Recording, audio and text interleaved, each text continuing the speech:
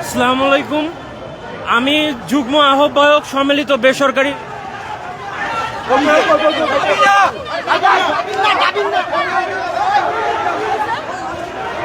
দর্শক,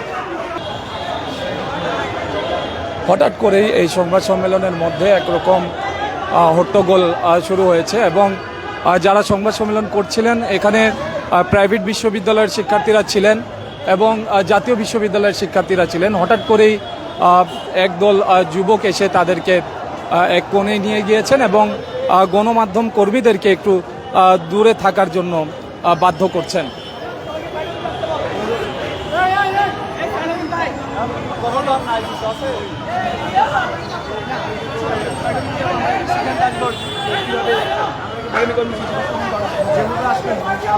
না, এটা হয়তো একটা কিছু ছিল, আমরা বুঝতে পারি নাই। না, এটা আসলে আসার কারণ এটা আমরাও জানি না। হুট করে অনেকে আসছে, তো অনেকে ভয় পেয়ে এখান থেকে সরে গেছে। ওরকম করে কিছু হয়নি। Thank you.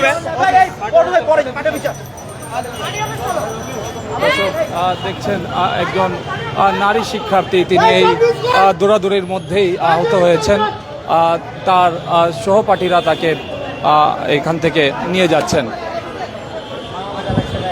দর্শক, আসলে কি হয়েছে এখনো পর্যন্ত সেটি বুঝে উঠতে পারিনি। আমরা জানার চেষ্টা করছি, এখানে যারা আছেন তাদের সঙ্গেও কথা বলার চেষ্টা করছি যে আসলে ঠিক কি হয়েছে যার কারণে হঠাৎ করে এখানে এরকম উত্তেজনাকর পরিস্থিতি তৈরি হয়ে গেল।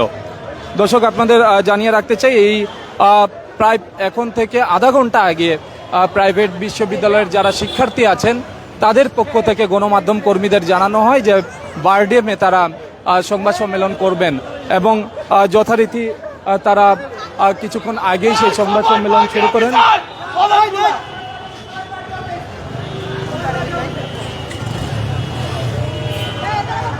কিছুক্ষণ আগেই কিন্তু তারা সংবাদ সম্মেলন এখানে করছিলেন এবং একদল শিক্ষার্থী এসে তাদের এই সংবাদ সম্মেলনটি বন্ধ করে দিয়ে তাদেরকে পার্টি অফিসে যেতে বলেছেন।